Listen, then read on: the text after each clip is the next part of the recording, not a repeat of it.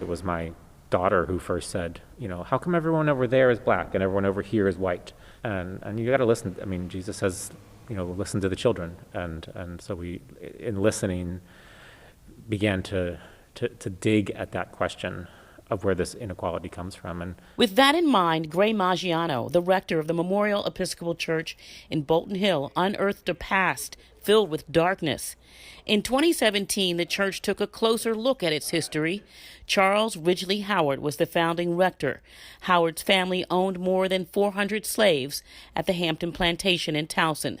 Maggiano says that's just the beginning. We discovered that Memorial was an intentionally segregated church up until 1969, and that in the 1950s, when integration was a huge political issue in this country, that we were actively working to keep schools and community associations in this parish segregated. Maggiano says that became a moment of reckoning for them, an opportunity to look deeper. To understand the roots of that hate and racism, to chart a new path forward. The church identified 4 areas where its predecessors had done significant harm to the black community in Baltimore: climate justice, housing, education, and voting rights. In the early 1900s, there were a number of efforts to restrict the vote of black Americans in Maryland, a number of amendments to the Constitution that had been proposed.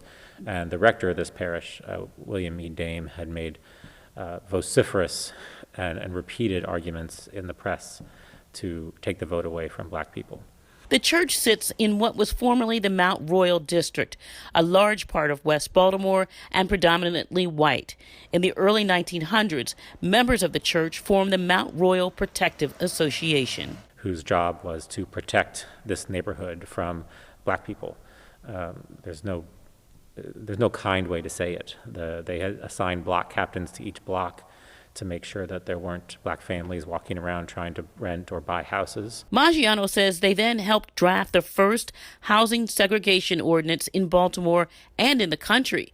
It said that blocks that were predominantly white had to stay white, and blocks predominantly black had to stay black. Lawyers who belonged to the church argued for it in the Supreme Court, where it was overturned. That inspires us to take a hard look at housing today in Baltimore, acknowledging it still is incredibly segregated and incredibly unequal, and that we have a responsibility to repair that. Then there's education. Maggiano says the parish was heavily involved in keeping schools and community and youth programs segregated. When Mount Royal School was built in the 1960s as the first purpose-built integrated school in the city, we fought that, and many of our members pulled their kids out of the school and sent them to private or independent schools rather than be in a school with black children. The last thing is climate justice, the idea that white neighborhoods in the city are much greener and much safer than black neighborhoods in the city. The church hopes to work to make sure those neighborhoods are just as green, safe, and livable. Lisa Robinson, WBAL, TV 11 News.